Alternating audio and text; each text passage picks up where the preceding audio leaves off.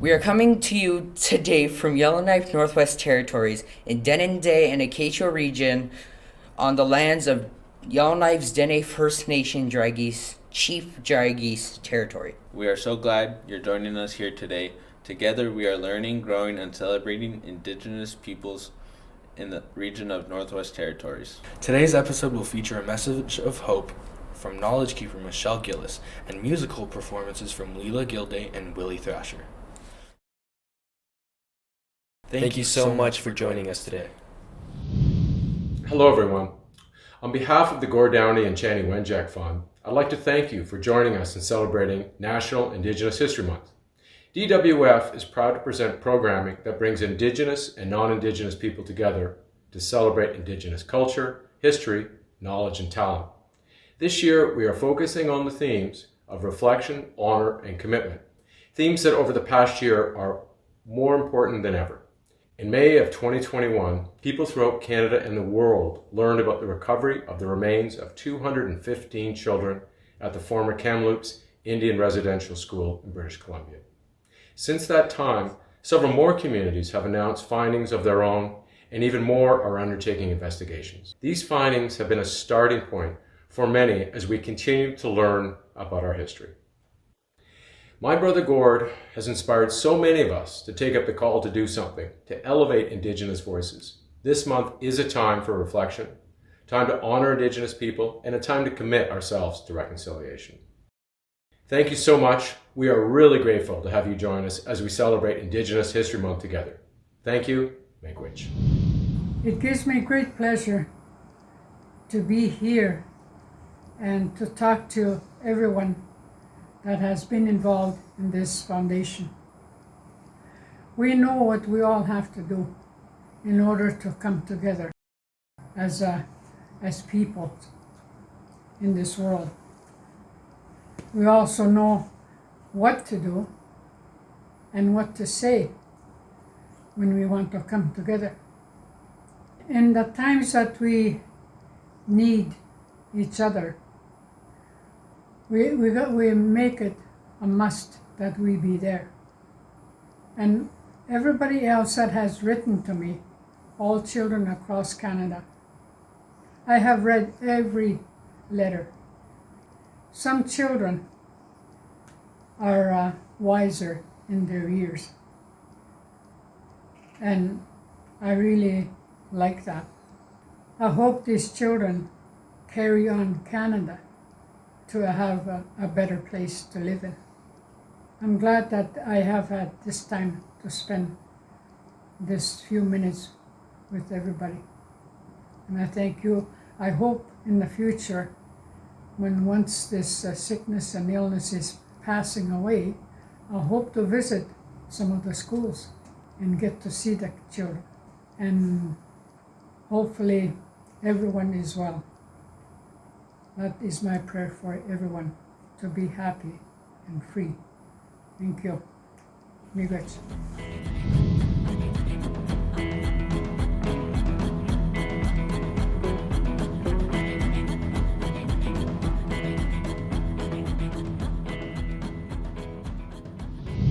Pass on the teachings is one of the 9 Dene laws. Today we have the opportunity to learn from and about Indigenous History Month in the Northwest Territories.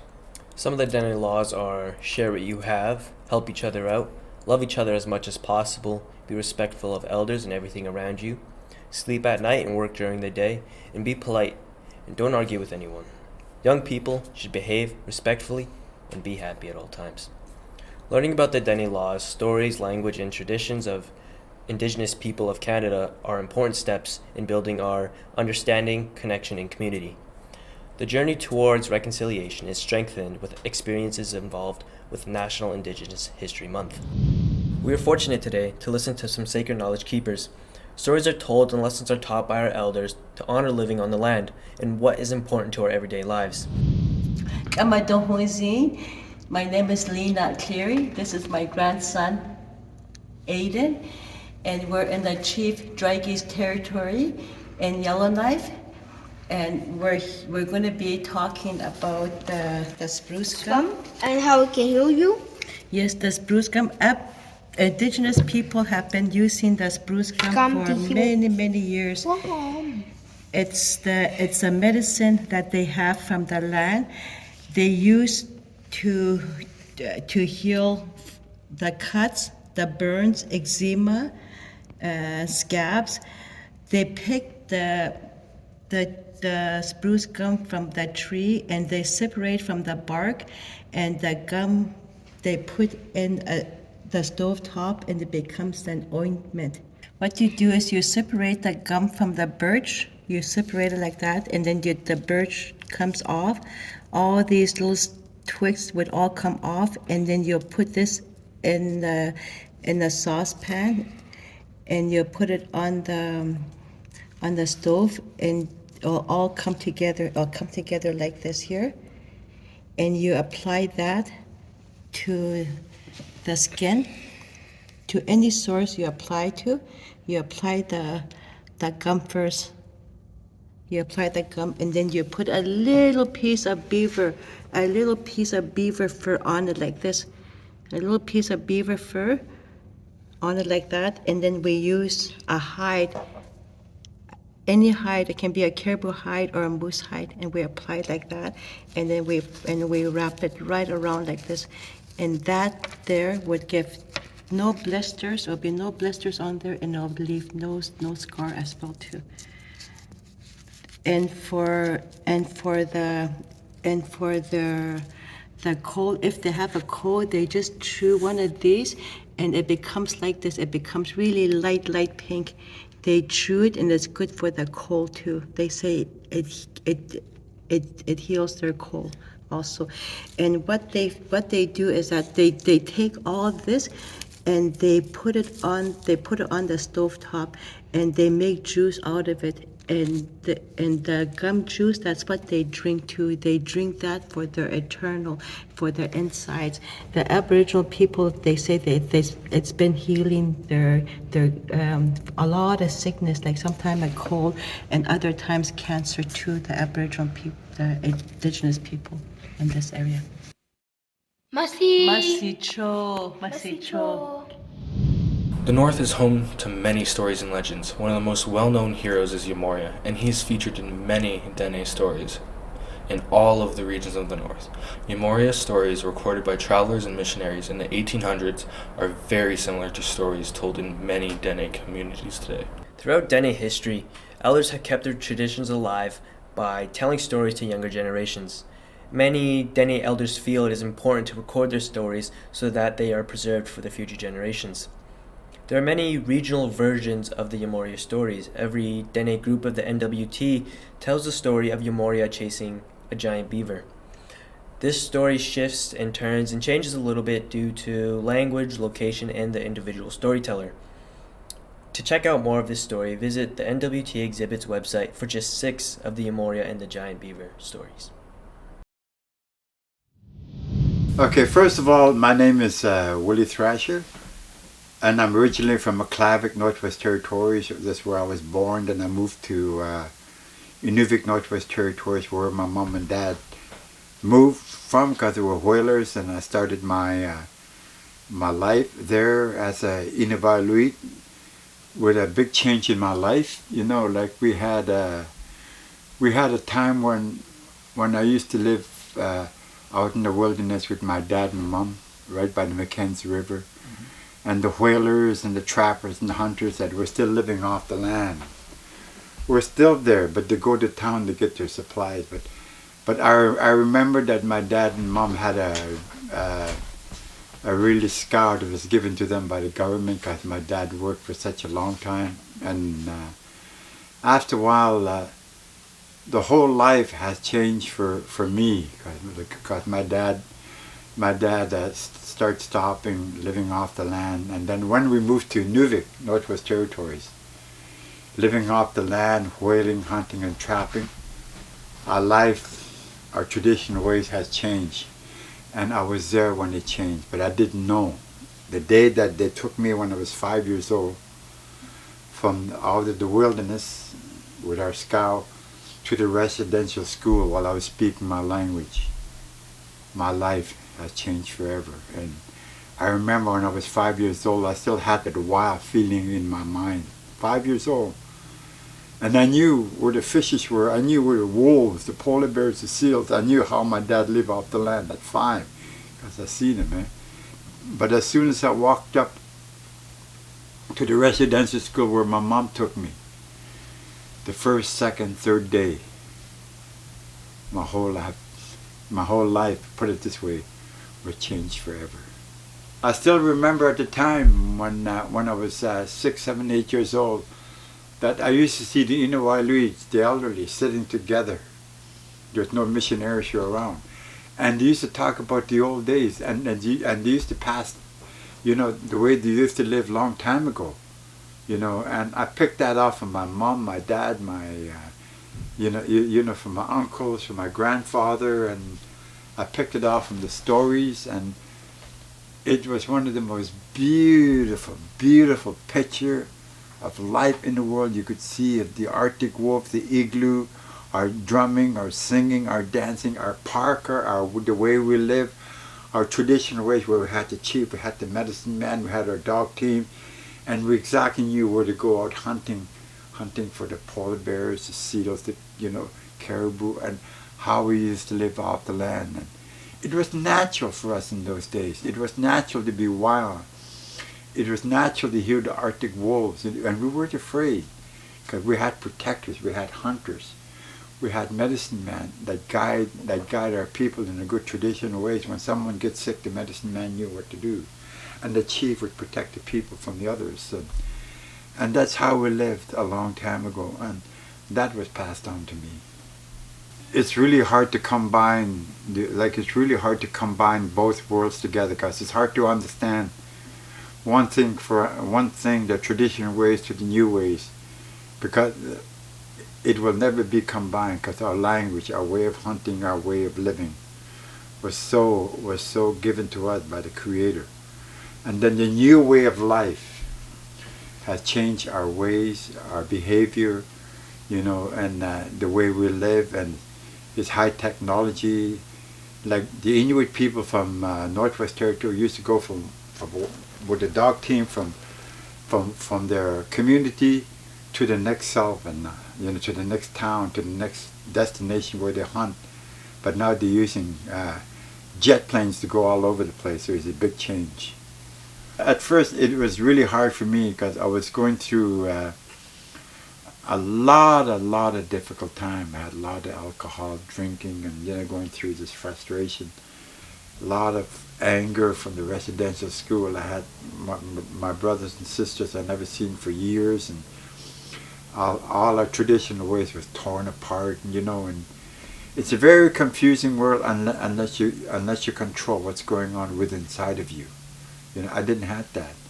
All I had was music, travel, and try to do the best I can and work wherever I can. I control my life really, but beyond that, it was hard to carry on what I really wanted to do until this lady came by and started making me understand that alcohol had a lot of control of my life. And then one day she said, "You drink again?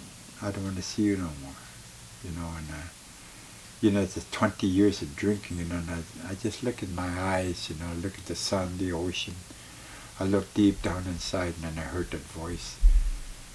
"If you drink again, I don't want to see you again." It's just like the earth. It's like the earth talking to me. It's like Mother Nature talking to me, like God talking to me. That voice was talking for everything on this earth. If I kept on going, I am going down. That was the message. So in that point, I look at that flower, and then from there it started building up. I start quitting drinking for 1 day, 2, came to 3 weeks, came to a month, came to 2 years, 3 years, and then it became natural after that, natural for me not to drink anymore, but the heart life is still there, put it that way, but I have to control it within myself, deep down inside, what my mom and dad has given to me. It brought something that I needed to show the world of the Inuit culture, of world peace, of our traditional way of dancing, of how we live in the Northwest Territories, of how the world could get together live as one, like going to the firesides, and we got to light the world. We got to light not only one part of the world, but the whole earth. It's time to get it together and show the world that we could unite and bring back peace, love, and understanding to this earth. If we don't do that, we will not succeed.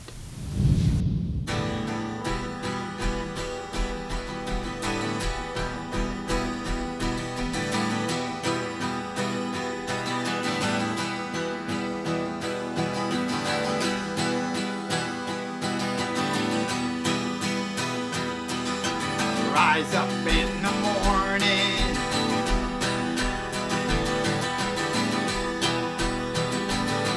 the sun spirit hits your eyes.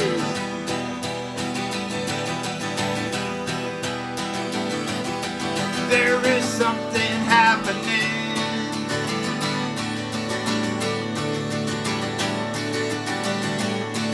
The eagle can feel it in the sky.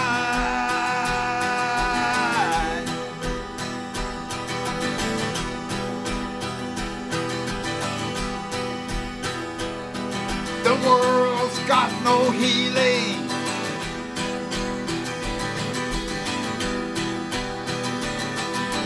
There's too much power everywhere.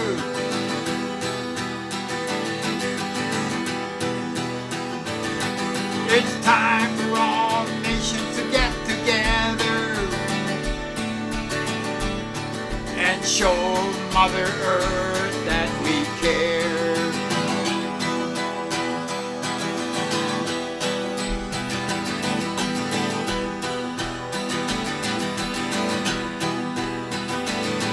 Let's dance for the mountains and the rivers and the trees.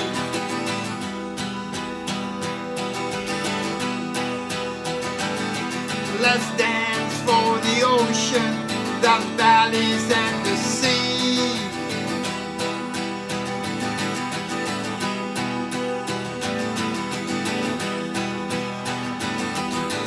Ayanga, ayanga, ayanga.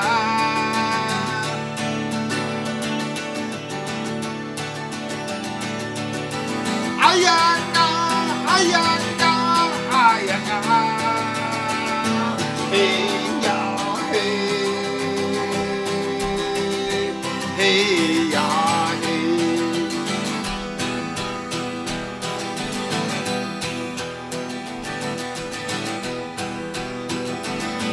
The sacred fire piece is burning.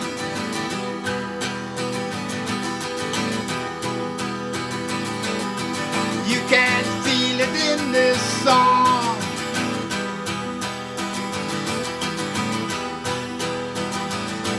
It's time for all nations to get together and bring peace back to where it belongs.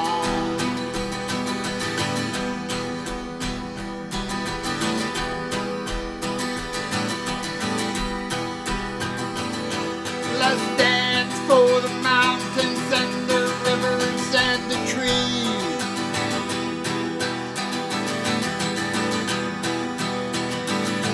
Let's dance for the ocean, the valleys and the sea.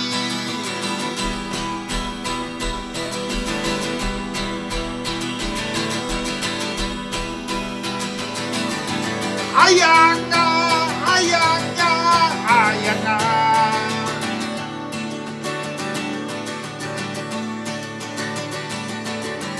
Ayanga, ayanga, ayanga.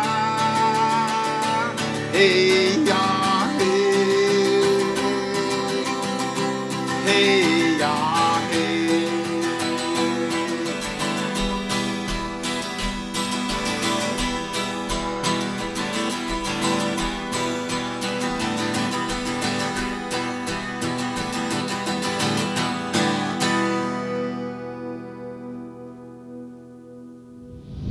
What Indigenous History Month means to me is coming together as a school at St. Pat's High with Indigenous and non-Indigenous students and staff. And we all learn together, and I feel like that's what Indigenous History Month is coming together to learn about the history in Canada. Gord Downie challenged all Canadians to do something.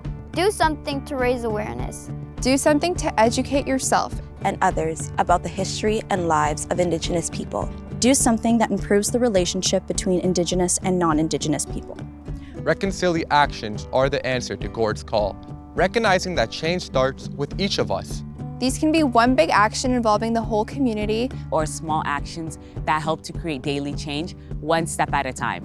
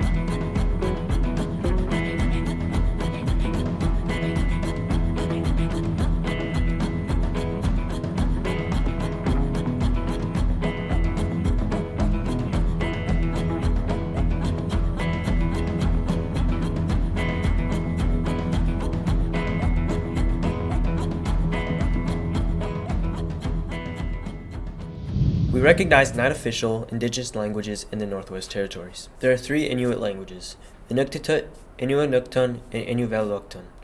Gwich'in, North and South Slavey, Tlicho, and Chipewyan are the 5 Dene languages. Dene means the people.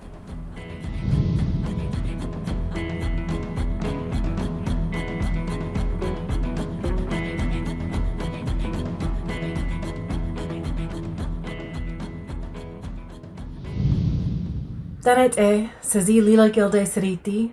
I'm Lila Gilde, a singer-songwriter from the Dene Nation, and I'm happy to be coming to you today from Yellowknife's Dene Treaty 8 territory here in Yellowknife, Northwest Territories. I'm excited to be celebrating Indigenous History Month with the Downie Wenjack Foundation today. I'd like to bring to you a music video that I shot in my home community of Delaunay in the Satu region, which is where my family is from. I really think the video and the song highlight the themes of reflection, honor, and commitment that have been identified because it celebrates a traditional form of Dene music, which is Atsula, a Dene love song. And this love song is sung at the beginning by an elder, a Satu elder, Adeline Vital, who's since long passed on, but her family gave me permission to use the recording. And it inspired the song called Space, which is really about how no matter where you are, we are always connected to our family, friends, loved ones, and our communities. So your actions impact everyone. And I think it's really important to remember, especially at a time of isolation, especially when we've been going through a lot of trauma, collective trauma, with the discovery of our children buried on residential school grounds, which, we knew about that, but it's now coming to the public light. It's important to remember that we are connected. So that's my reflection.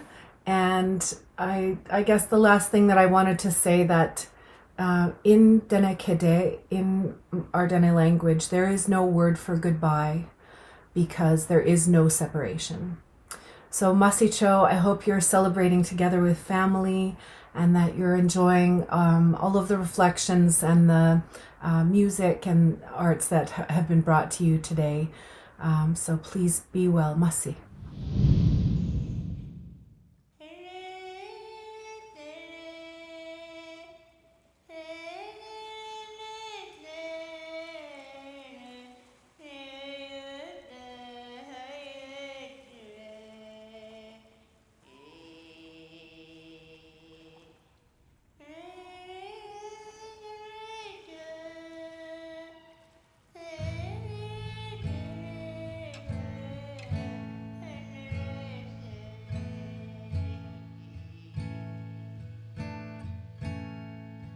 So there is a space,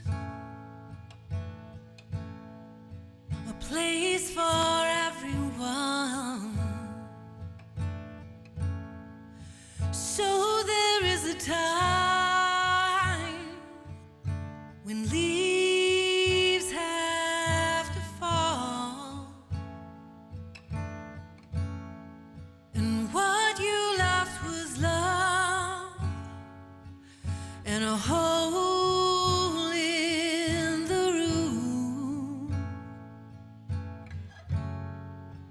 where you have gone. I know that we will be there soon.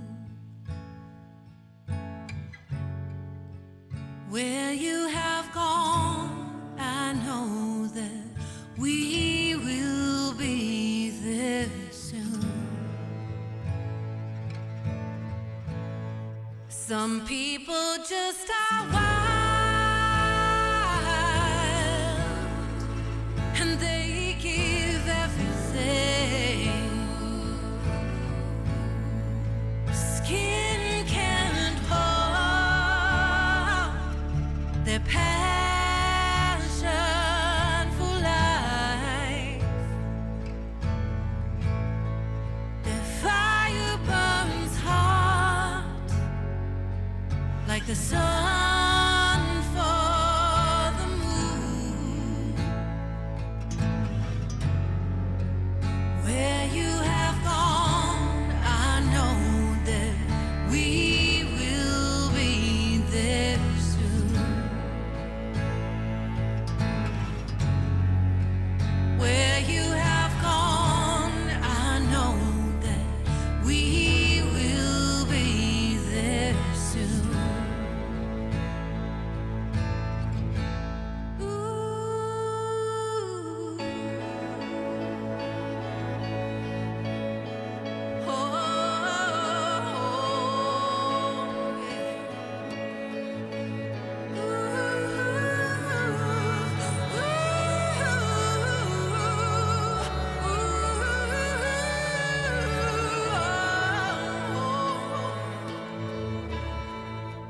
Brother, you are free. Enjoy everything. Dance over the earth and play in the stars. I know I'll hear your voice in the call of the loon. Where you have gone, I know that we will be there soon. Where you have gone, I know that we will be there soon.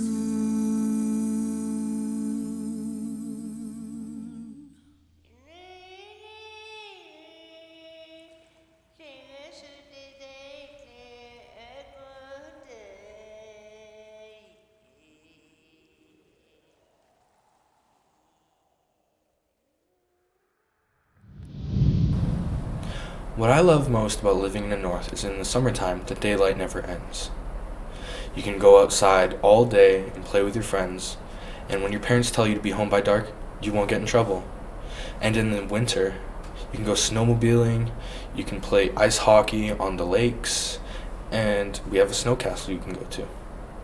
Sledding, that's the most part. I love sledding out there, and during the summers I just love biking with my brothers and swimming, doing whatever, going to the beach, driving, you know, that's what I love to do. Hockey, it's there, you know. Like I love the sport, you know. It's always 24/7 for me. Whenever I get the chance to play, I'll play. And I love hockey. So what I love the most about the Acacia region with Samba K is the love between YKDFN and Yellowknife. So that's Yellowknife Dene First Nation. And the strong sense and culture between everyone.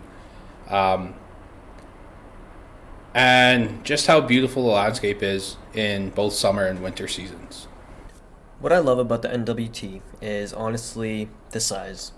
We are small enough to walk to a friend's house, but also big enough to look across from ourselves once in a while and see somebody we haven't ever seen in our lives. We can introduce ourselves, learn about their culture and who they are. Another part of why I love the NWT is because we get best of both worlds seasonally. For the winter, we can go ice fishing, sledding, and visit the ice castle, whereas in the summer, we can go fishing, swimming, and make sandcastles.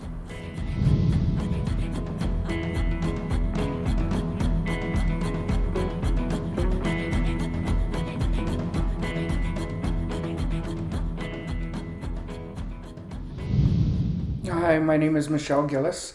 I'm the president of HK Consulting. I'm an Inuit consultant, past politician, and I'm here to help you celebrate the Northwest Territories and Indigenous History Month. I was originally born in Cambridge Bay, what was then the Northwest Territories.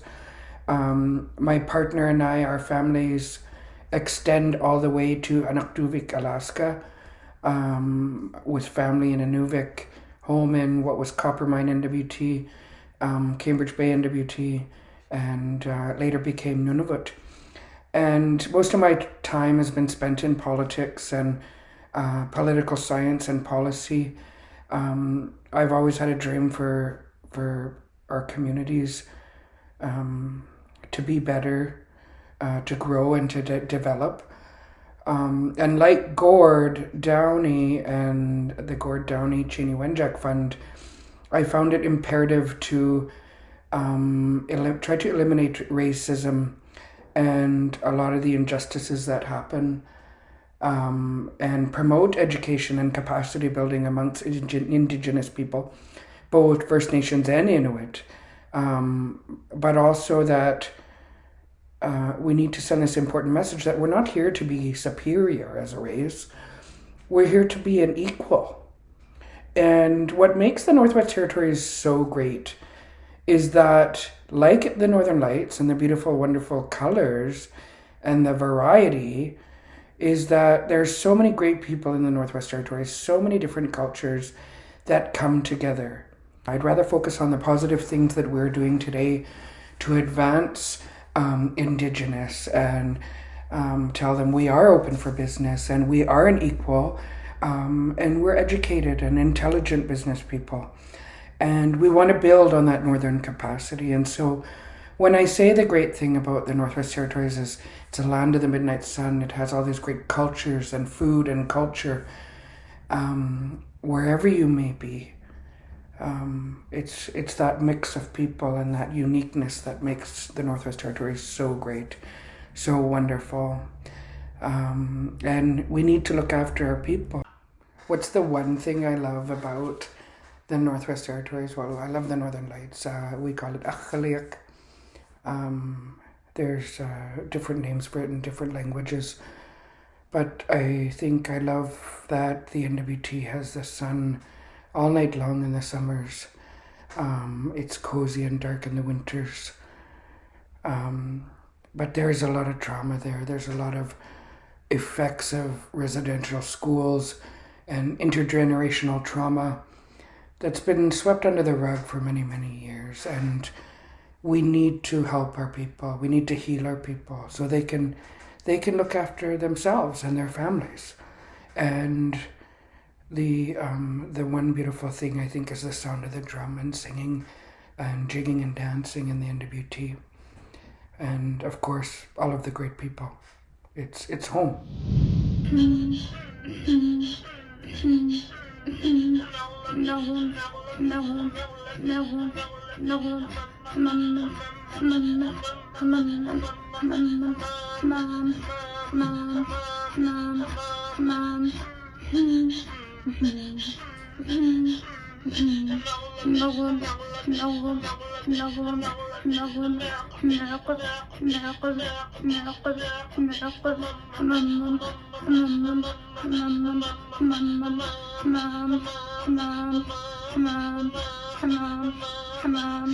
That was fun.